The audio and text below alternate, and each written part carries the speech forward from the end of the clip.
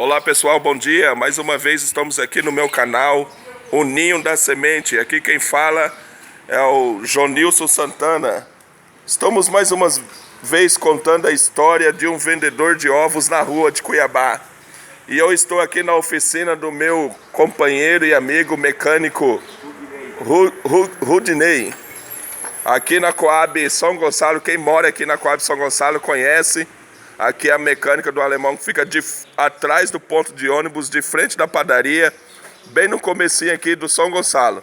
Se você é inscrito no meu canal e precisa arrumar o teu carro, vem aqui na mecânica do Rudinei, aqui na mecânica do alemão, tá? Beleza? Como eu tinha falado no vídeo anterior, eu estava ouvindo um barulho meio estranho no nosso ninho e eu vim trazer aqui para ele dar uma olhada.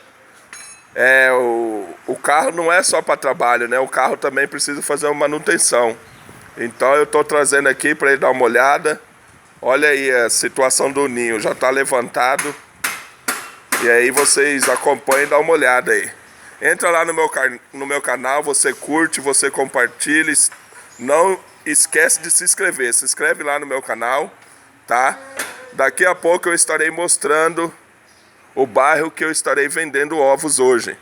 Beleza? Precisou de ovos vermelhos, ovos brancos? Me procura. Procura o vendedor de ovos Jonilson Santana do canal O Ninho da Semente.